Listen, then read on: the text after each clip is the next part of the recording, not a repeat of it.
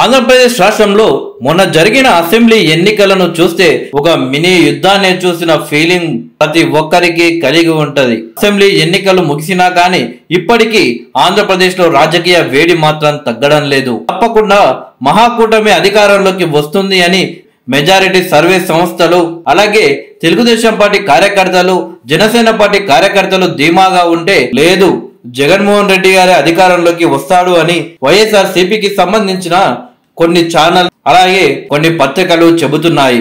అయితే మొన్న జరిగిన అసెంబ్లీ ఎన్నికల్లో బిజీగా గడిపిన బాలయ్య బాబు ఈరోజు సీఎం రేవంత్ రెడ్డి గారిని కలిశారు. అయితే ఇరువురి మధ్య తాజా రాజకీయ పరిస్థితుల గురించి చర్చించినట్టు తెలుస్తుంది.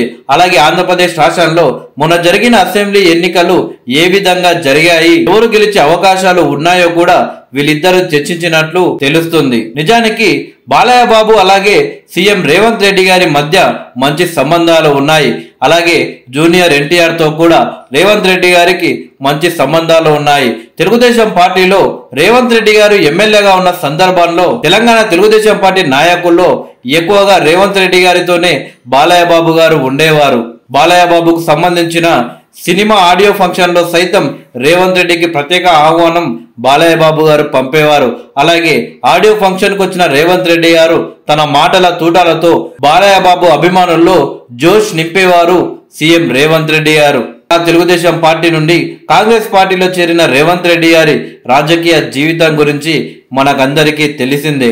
ఒక్కొక్క మెట్టు ఎక్కుతూ అతి తక్కువ కాలంలోనే ముఖ్యమంత్రి కుర్చీలో కూర్చున్నాడు రేవంత్ రెడ్డి గారు. నిజానికి రేవంత్ రెడ్డి గారు సీఎం అయిన తర్వాత ఏపీ ముఖ్యమంత్రి అయిన జగన్మోహన్ రెడ్డి గారు కనీసం శుభాకాంక్షలు కూడా రేవంత్ రెడ్డి గారికి చెప్పలేదు. కేసీఆర్ కి అత్యంత దగ్గరగా ఉన్న జగన్మోహన్ రెడ్డి గారికి రేవంత్ రెడ్డి గారు సీఎం అవ్వడం ఆయనకు ఏమాత్రం ఇష్టం లేదు అని రాజకీయ విశ్లేషకుల వాదన.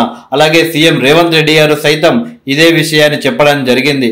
అయితే తెలుగుదేశం పార్టీ అధినేత నారా చంద్రబాబు నాయుడికి అలాగే జనసేన అధినేత పవన్ కళ్యాణ్ గారికి రేవంత్ రెడ్డితో మంచి సంబంధాలు ఉన్నాయి. అయితే రేవంత్ రెడ్డి గారు సీఎం అయిన తర్వాత సోషల్ మీడియా వేదికగా వాళ్ళు శుభాకాంక్షలు చెప్పినప్పటికీ నేరుగా మాత్రం కలవలేదు.